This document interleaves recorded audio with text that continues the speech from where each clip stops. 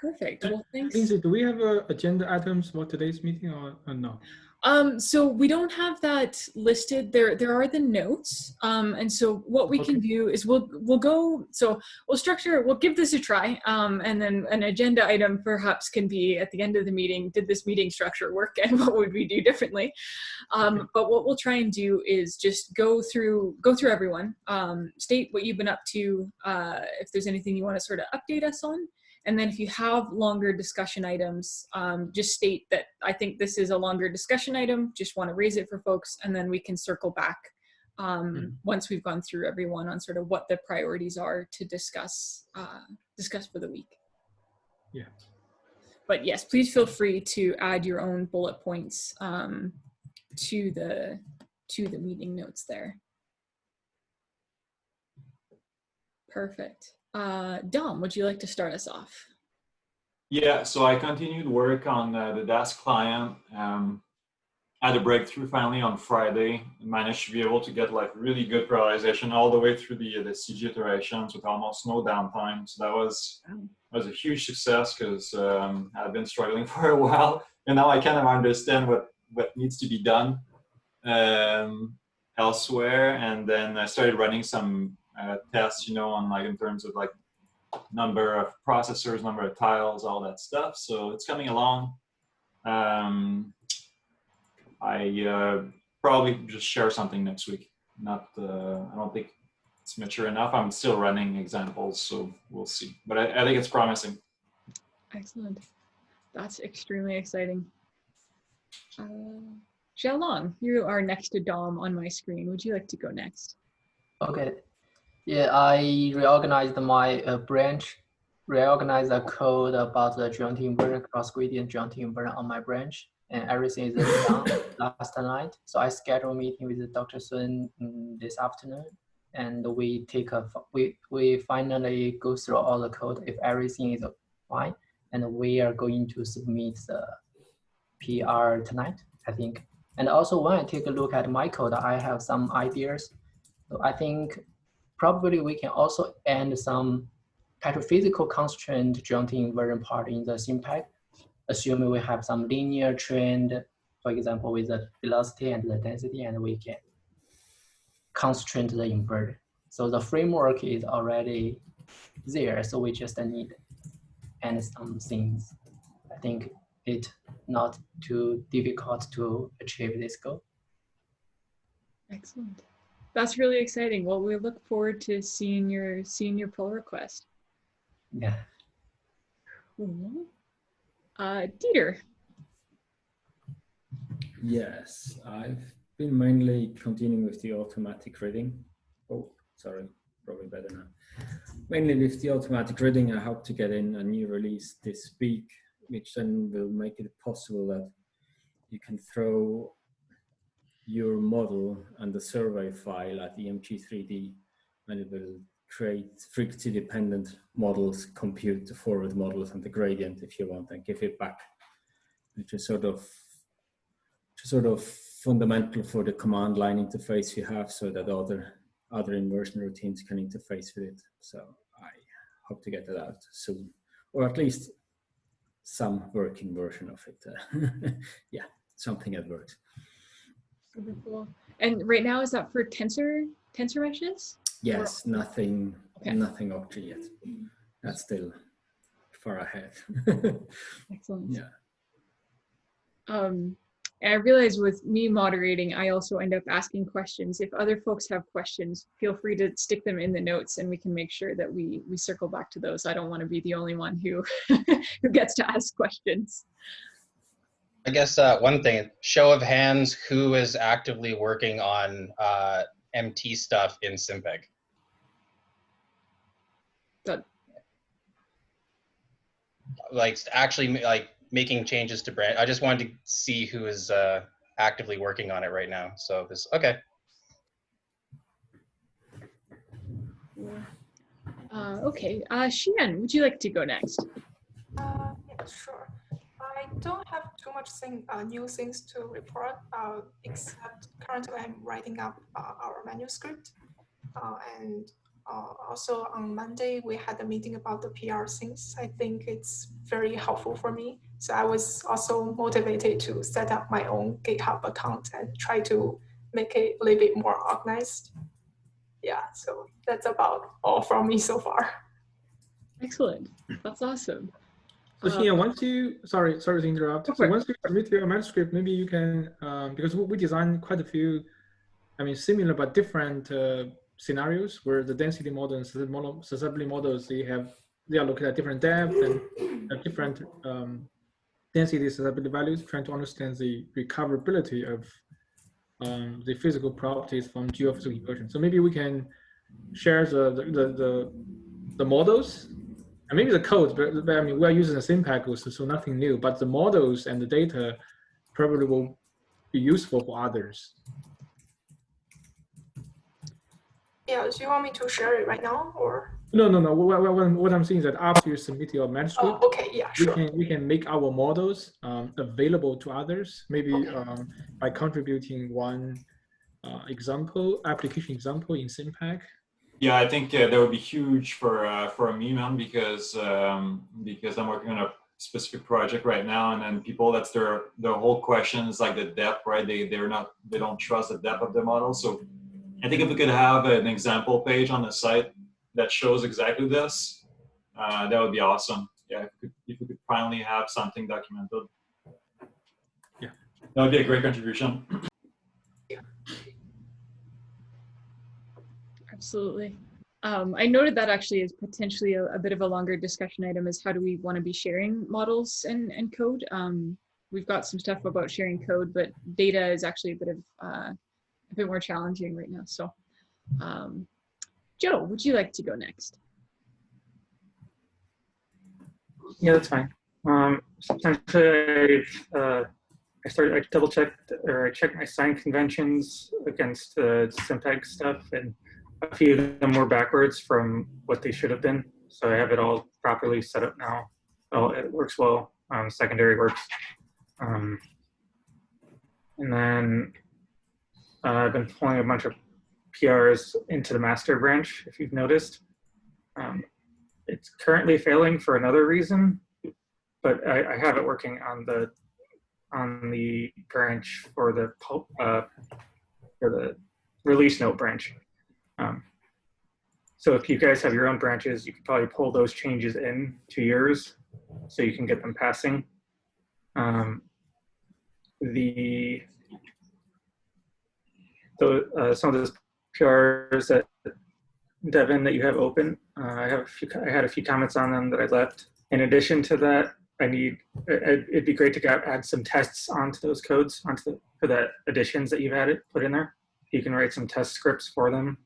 Yeah, I mean, I've done this sort of extensive validation against DCIP Octree, but also I could write something maybe a bit more simple, like just in the actual test.py. I might be able to add a couple things. Yeah, that's all it needs. Just I want to make sure that those lines are hit. So on the DCIP one, there was another conversation that I had on there about where you want the secondary solution, like the primary secondary formulation to live. Just want to come to a consensus on the discussion on GitHub. So if you guys can take a look at that and read through it. Yeah, maybe you and I can go and discuss that like after this meeting or sometime in the afternoon and just get it done. Yeah. Because that kind of ties in with some other stuff that I can add. Yeah, like I said, I pushed a few changes on there just to simplify the code a bit. If you notice, like I didn't really change anything. I just simplified it a little bit. Okay, yeah, that's great. And then and the mag stuff, like add tests if you don't mind, especially like just all the IO routines that were added. Okay. Yeah, because the same tests would apply for improving the stability of the sensitivities, but I can maybe do some tests for the IO. My only question, I guess, to maybe the group for all this is, right now in DCIP, there's just a flag that says, do you want it as a primary secondary formulation, or do you want it as interpolating the sources to the mesh?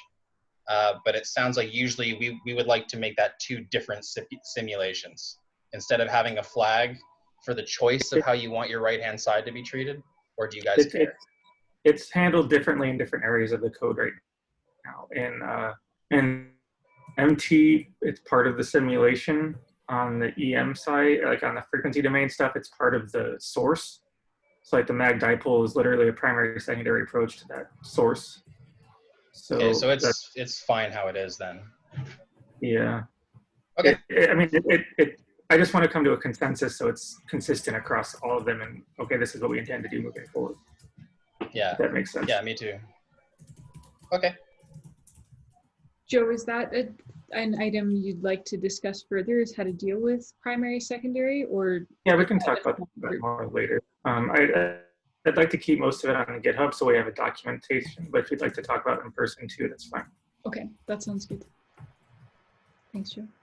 Do you have any other? No. Okay, thank you. No, you're watching. Fair enough. Thibaut, would you like to go next?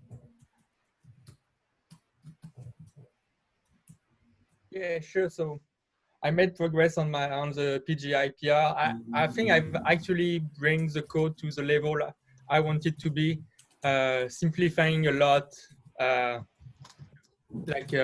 way to use it, and try and minimize the number of different directives you need, etc. Just trying to have like things as I like as much as you can expect it to work. Like if you don't know it, it's in a good shape code-wise, and we can and so I think we can probably start the review process quite soon. Maybe I can give a tour to people that want to review on that soon. I was thinking especially Lindsay and Joe, but if other people want to be reviewers on that, it's going to be like a 7,000 line code PR, so it's fairly long. And what else? Like the only thing I need to still be working on right now is actually working proper documentation for all the new functions, etc., which might take a bit of time, but I was thinking that can be done parallel to the review process for the code, probably.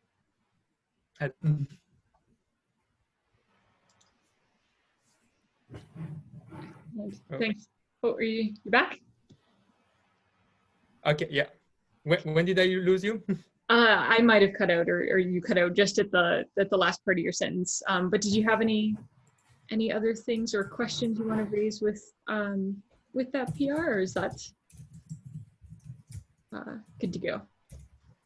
Well, it's going to be, well, as I said, I wanted to say was like, I think it's, we can start the review process. The only thing missing is extensive documentation at the moment. Okay. But I brought it like to a good level code-wise in terms of functionality. Excellent. And usability. Excellent. Cool. Devin. Yeah, let me know if you guys hear any background noise or somebody with a weed whacker or something. Yeah, I guess let me just find myself.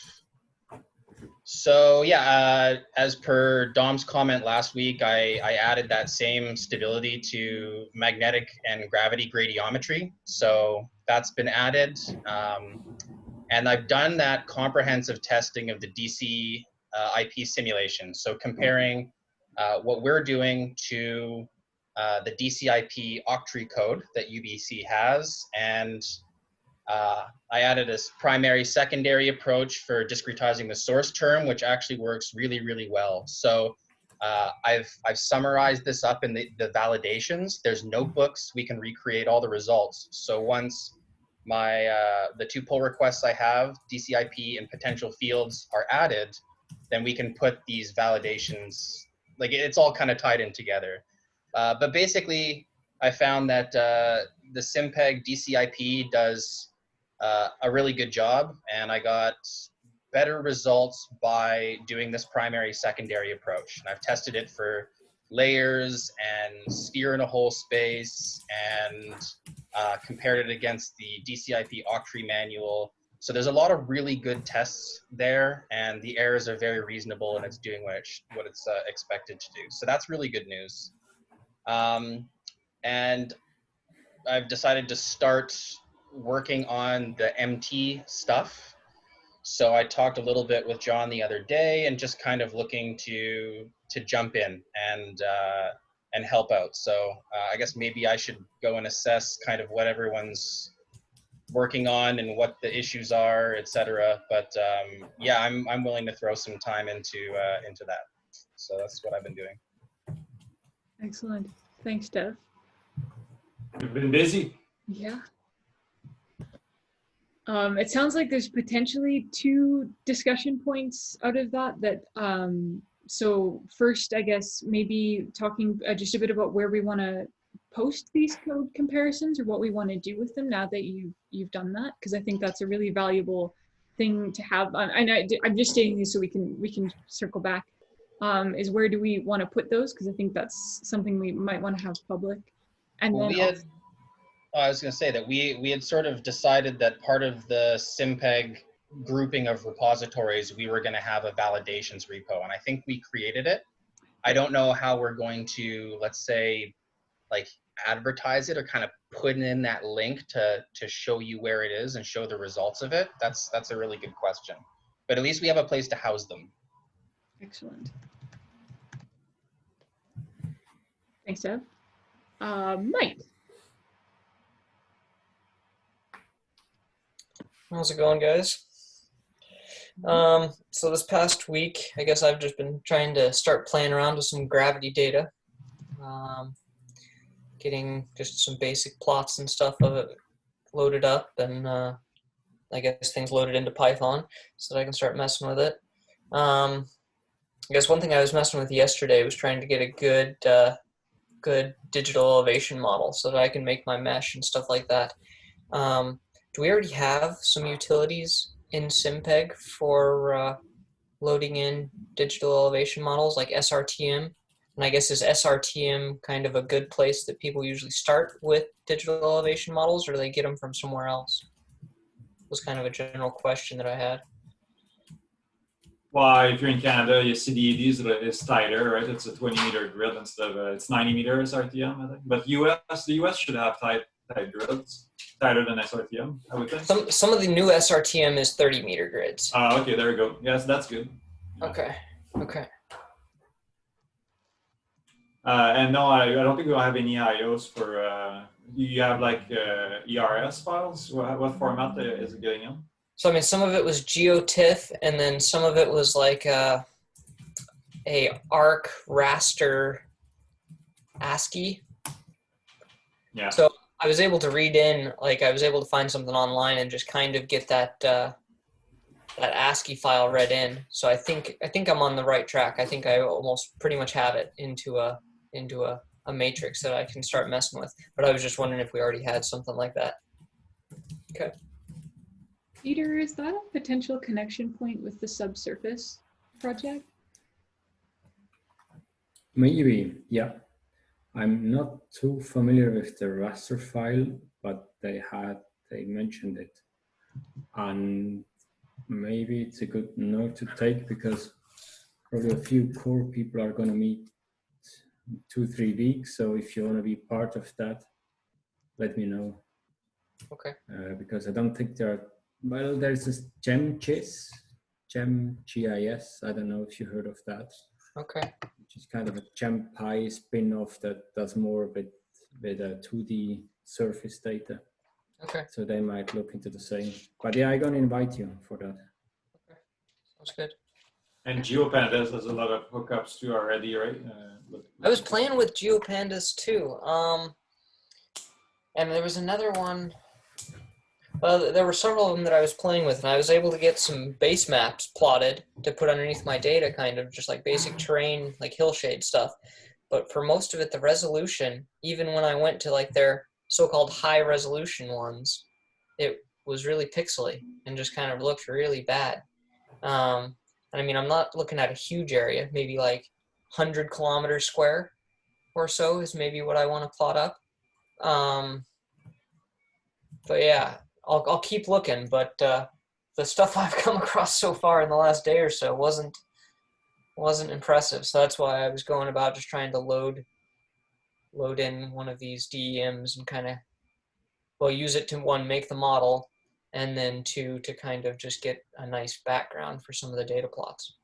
Yeah, I'm just saying GeoPandas for because they're probably the one that support the best GDAL and Shapely and all these guys. So yeah, and it's on Conda, so if you're on PC, you don't have to worry about the C++ stuff.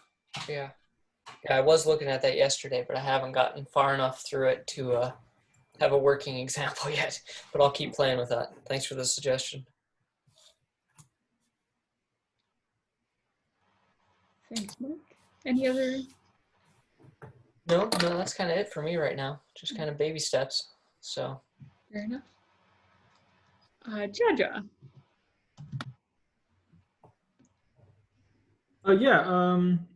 So as Xiaolong mentioned, I'm going to work with Xiaolong to go over his code, joining version cross-grading code one more time, clean it up before we do our pull request. I also had a meeting with Lindsay, Joe, and Thibaut on Monday, right? On Monday, they walk us through the pull request, Travis, the version control of codes, all that, which is really helpful. So hopefully we can start, do each step after we after we submit our first pull request. So looking forward to work with you guys to to go through all the process all the way up to getting our codes approved. Yeah, so that's what I'm going to do. Work with Xiaolong later this afternoon, right, Xiaolong? Yeah, this afternoon 4 p.m. Okay, yeah. Excellent. Yeah, other than that, I don't have anything particular. Oh yeah, I forgot to send you my GitHub account name. I'll do that. That's all right. Because I don't know what my account name is. I need to look it up. I'll be in touch. That sounds good. Excellent. And John. Yeah, I don't got too much new. Are you gonna give us show us baby Cuddy?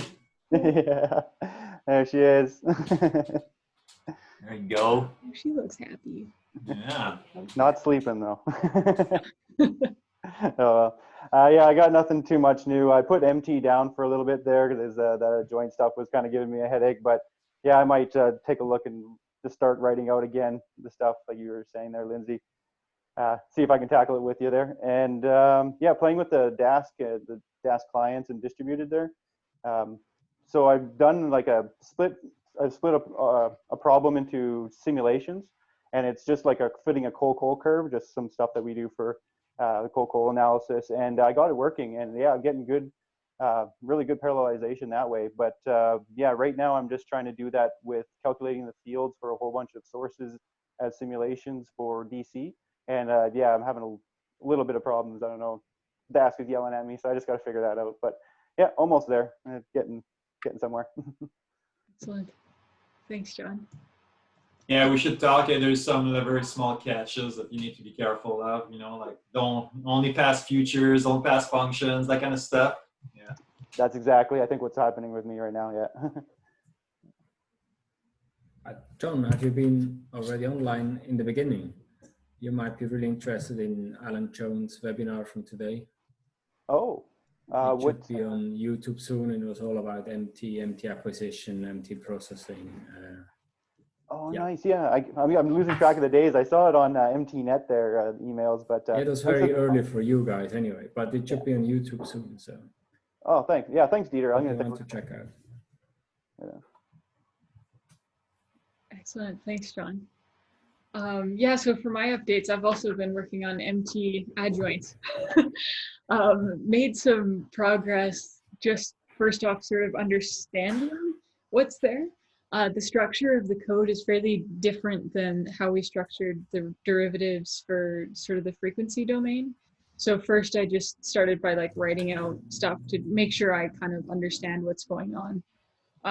I've made some progress. The adjoints aren't quite working, but I feel like I've got a better understanding at this point. So I'm gonna hopefully throw a bit more time at it this afternoon and see where we're at. I haven't pushed anything because I'm mostly making a mess right now. And so, but we'll see where I get.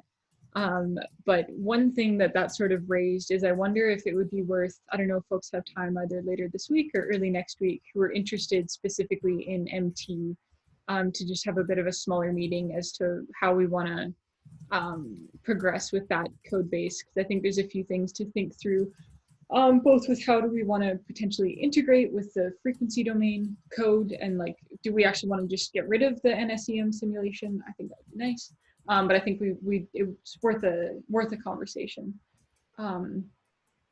So I was going to bring that up with you. I think we talked a while back that we were going to try to bring it more into the frequency domain. So I'm all game if we want to reformulate and stuff. That's cool. Excellent. I guess, and Devin asked this question quickly, who would be interested in if we do sort of an MT focused meeting in attending that? Yeah, I wouldn't be able to contribute, but I'm in, yeah. Okay, that sounds good. So what I will do as an action item is just send out a potential time. Would later this week be of interest to folks? Yeah? Sure. Yeah, okay. Sure. I would maybe prefer like Friday at some point. I have an appointment on the Thursday afternoon, and I also have a meeting with Doug and Roman on that day. Okay, we can try and plan for that. Cool. Other items. I guess so. Sort of thinking through one other MT question. For ATU, we're giving a presentation sort of on updates for MT. And I was wondering if anybody actually knew of a simple data set that would be like field data set that would be nice to demo and demonstrate. Don't want anything huge, but if not, that's fine. We can stick in the synthetic world, but. Yeah, I have a comprehensive workflow for the E3D MT code, the UBC code. This is a data set from Cloncurry in Australia, and it's freely available. And I would be able to, like, if you click the download from the website workflow that I have, you just get it already in UBC format, or the EDI format. Excellent. So like all your work is done. You basically just step by step reproduce that workflow. That's what I love to hear. Cool. Okay, so then are there other longer discussion items that folks would like to dive into? We've got about half an hour here. So a couple things. Well, I'll stop talking, and does somebody have a discussion item you'd like to jump into? Hi, Lindsay. Sorry, I got to go now because I have another meeting, okay, which was scheduled way back. So no worries. It's a department committee meeting I need to attend. So Okay. I'll see you guys maybe next week. Sounds good. Have a good week. Yeah. You too. Okay, if no one has discussion items, what do folks think of meeting structure? How do we want to run these? Does this sort of work, and like next time we think about sort of agenda items, do we want to more so rotate through and have somebody give a bit of a presentation? What would be still useful? I mean, I think having some discussion time to just give updates on what's going on is helpful. But what else is a worthwhile use of your time and would help you in your work and help sort of progress things forward? I think maybe one thing we could do in the meeting is just identify the action items and put them somewhere, because it really would tell us who's going to work on things next. I think it might keep people sort of a bit more on task going forward. And then you sort of have a bit of an expectation of something moving forward. I kind of like that idea.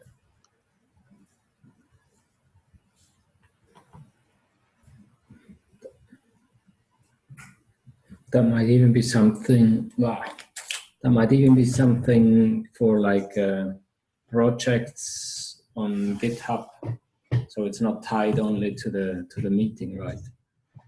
Mm-hmm. So kind of.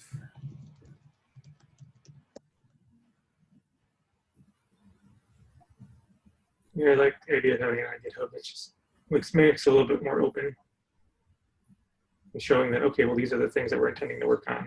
Sure, like at the meeting, yeah, we could probably just, oh, I'm going to work on this project, like this item. It's fine as long as like it's had a list of the items somewhere outside of the meeting. Would be great. Yeah, and this would also make it possible to link then straight issues and PRs and stuff. Or yeah.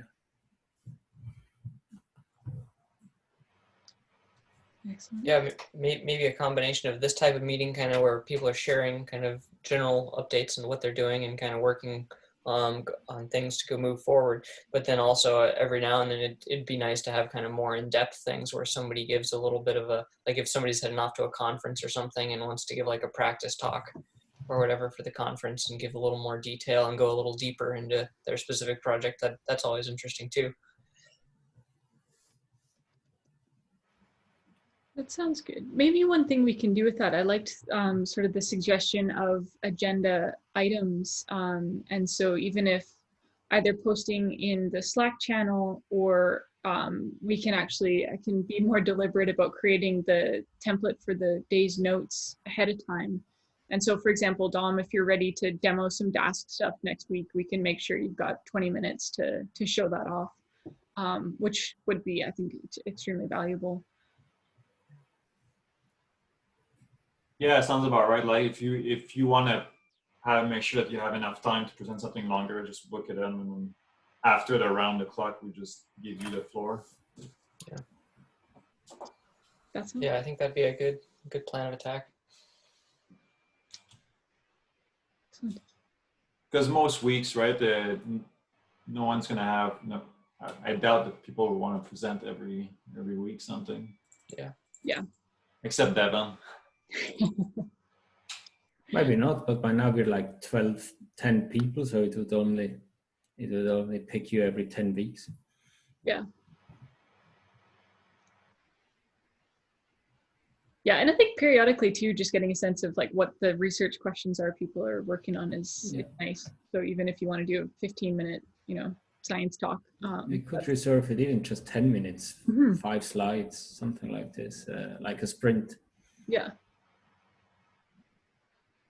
That sounds good. I would like if one time we could maybe discuss some possibilities to fund maybe Slack or something else. I don't know, it happened to me several times recently that I was looking for a message we talked about and it's blocked behind the paywall because we used the free version. So moving forward, I think it would be good to somehow think or estimate. We could even ask Matt there, estimate how much would it cost and where could we get funding for it?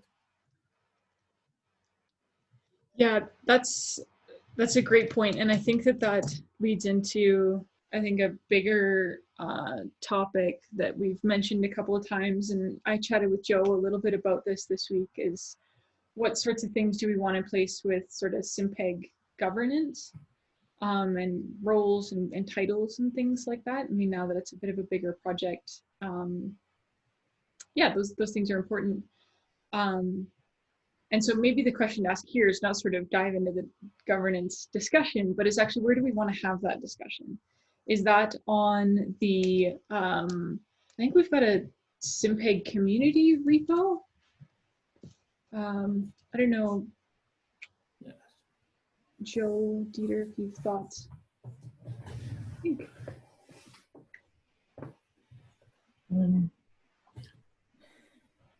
Okay. I'm just trying to, I want it not to be something that facilitates us talking about it and chatting about it. I mean, Slack, the history will go away eventually. Yeah, I guess it'd probably be nice on the SimPEG community if you want it on GitHub. If not, maybe on the discourse. I'm not sure if that's an appropriate place for it or not, but it could be a good place.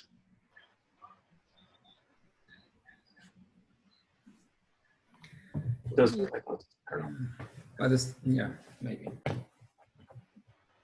It's even often in the spontaneous chats, there are stuff that is useful. Yeah. It's like email, and you can go back 5 years in email, right? So it's kind of the problem. You don't take the time to then post that in Discourse or GitHub if it was useful. Yeah. But you still might want to use it later. Yeah. Well, Dieter, maybe one thing we could follow up on, and if you're willing to help here, I'd appreciate, because you're in touch with Matt pretty regularly, I think that there's a way to apply for open source and or education Slack. I think that we would probably qualify for the education, certainly. I don't think we're going to qualify for the nonprofit Slack because we're not a nonprofit. But I think we probably could apply through UBC, as this is a education Slack. Did you ever check if UBC has a subscription? I don't know if you need to, because they have like their own sort of, like with Fernando's research group, they just applied because we have emails that are associated with the university. Now, I don't know if that'll, yeah, and I think that there's not a problem if people have other emails as well. I don't think that restricts it. So, yeah, we can double check that. That sounds good. I'll let Soggy jump in and say hello. Hi, Soggy. Hi, sorry for being late. I had another meeting and that kind of getting longer. No worries. Hey, John. Oh. You look like a dad. Excellent. Soggy, did you have any things you wanted to share with folks, or? Nothing particular. I really want to look at the Joe's layered solution, but I was a bit busy. But I actually the project is actually finished here. So I'm going to get a little bit more time to work on. Sounds good. Cool. Okay. Well, does anyone else have questions or things you'd like to? Yeah, maybe I'll bring up one more thing since Soggy's here. I think last time we spoke, so I was working on the spontaneous potential stuff. And so as we have it right now, we're defining the potentials at the cell centers, which makes sense. But it means that the boundary conditions sort of make it so that you can't really do that easy problem where you would put your receivers at the surface. Like you could do it, but you'd have to kind of create the full domain. And it would be, I think, nice to have an option where you could kind of define the Earth's surface and put sensors there and be able to do that problem. Is that a problem? I thought that should work. I don't believe so, because we would have to go and check. But I was playing around with different sort of scenarios, and I wasn't really able to do that. Yeah, it would be surprised that didn't work, because that mixed boundary condition should be fine. If you're not putting the air cells, that should be fine. Okay. Theory. But there could be a bug, but I'm not sure. And like for the DC problem, you might just have to take them a little bit down into that first Earth cell to make sure that they're kind of grounded. I don't know. That part shouldn't be a problem, I guess. Because no, I think Dev, I don't really see any problem. Okay, well maybe I'll try and devise a test where I'll try and break it. Great. And then also, if that doesn't work, just change the boundary condition. So by setting the BC type equal to Neumann, then yeah, and I think that can be done for tensor meshes really easy, but I've kind of noticed that certain boundary conditions are sort of not implemented yet for tree mesh. Oh, so you're mentioning, like, you're thinking about the tree mesh. Yeah. I mean, I think we want everything to work for both. That's not going to work. So yeah, it imposes the Dirichlet. So you're right. Then yeah, you need to put like air cells as well as lots of padding cells to make sure the boundaries are far enough. Yeah, and on the tree mesh, it's also important to have your electrodes like at the cell locations, because the tree mesh does not have good interpolation between cells. Well, I mean, you would basically just discretize very finely in that area. Like there, you can reduce the interpolation error anywhere. But my point is that it does nearest neighbor, basically it figures out what cell, anything in the cell will have a constant value in the tree mesh. There's no like linear interpolation. So it works best when they're literally right on the cell centers. It'll be most accurate then. Right. Have you played with the UBC approach, where using this like kind of artificial source, like I'm not sure what, like a fictitious source? I haven't played around with any UBC spontaneous potential codes. I'm kind of playing around with like 4 different codes right now. Okay. But yeah, I think the SP for octree implementation, there some things needs to be done. So if you just test with the current code, it may run, but it would not necessarily give you a right solution. Yeah, so I guess, I mean, I'm sure everyone's working on lots of stuff, but it sounds like playing around with spontaneous potential and with the DC IP stuff, it seems like there would be some benefit to implementing the, I guess, the other boundary conditions. We sort of have like an incomplete list of boundary conditions we can impose on tree meshes. It would be nice to fix that at some point. Yep, absolutely. And if you're thinking about the completeness, yeah, we should impose the mixed boundary condition to the nodal problem as well. So it's only for cell-centered problem. So you're right. I should have done, but didn't. Because yeah, it was easier.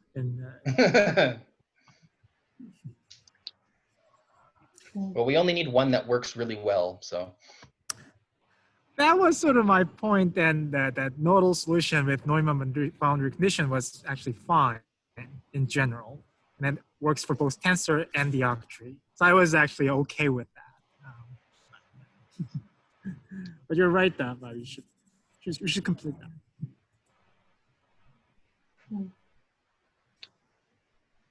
Okay. I think that probably wraps up most things for this week. So we'll give this sort of meeting structure a try with like quick rounds, and then if folks have longer discussion items, or if there's something you want to present, anything from code to if you've got a cool result you'd like to share with the group. If we can just make a habit of posting those in the items before the meeting so that we can plan our time. So, cool. Thanks, everyone. Have a good afternoon. Saji, just so you know, before you leave, talked about having the primary secondary solution on that on the branch that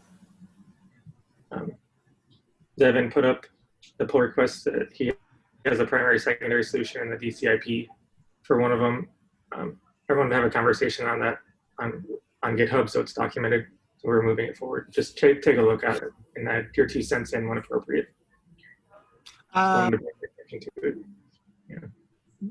Joe, can you repeat that? There was I was losing. Devin has opened a PR on adding in like a primary secondary type solution for the DCIP code. Code. I just wanted to have a conversation to make sure that we're doing that in a consistent way across SimPEG, and it's what we intend to do. And so that if we have a document that's saying that, okay, this is how we intend to do it moving forward for other sources and for other systems. Right. Okay. So you opened up an issue in the GitHub, right? It's not a full request on Devin. One of them. Yeah, just add your 2 cents if you don't mind. I think I'm not sure you recognize, there's a write-up what Roman wrote. Did you have that? When appropriate. A write-up that Roman wrote? Yeah, so how that primary secondary field approach works. Oh, I know how it works. I just want to make sure that we're doing it in a way that was that we're being consistent across SimPEG. So like in the FDEM code, it's part of the source term. Like the source class is part of the source class, like the mag dipole as a primary secondary approach. But on the FD code, it's part of the simulation itself. It's not part of the source. Yeah, there is a. So like there's a little bit of specialty what Roman is doing because it takes account that topography. So that's the problem. Like you don't know that the analytic solution of the topography. Yeah, yeah. You got a topography, they do a kind of special things to take that account and basically generate that right inside and solve. Oh, yeah, I know how they do it. It's like I see great. it there. I'm just saying, like, I just want to make sure that we're doing it in a way that, okay, well, this is the way that we intend to be consistent across SimPEG, that this is, we either want it entirely on the source class every time, or we want the simulation to handle it, or right. That's what I'm getting at. It is actually probably structured to work, I guess, because it's on like it's all about this right hand side derivative, and Anyway, and Joe, this is 9:32. Is that right? Let me double check. I think so, though. So okay. Yeah, 9:32. Pull request. Is that an issue or request? Issue. Pull request, Sagi. It's a pull request. And you can look at what you can look at how he's implemented it right now as well. It'd be good to check on. Oh, I see. So Dev already done that. Yeah, I just want to make sure that we're putting it in the right place. Okay, got it. I thought like my impression was he hasn't done that, but he did. He did it just like this within this last week, I believe. So. Okay, nice.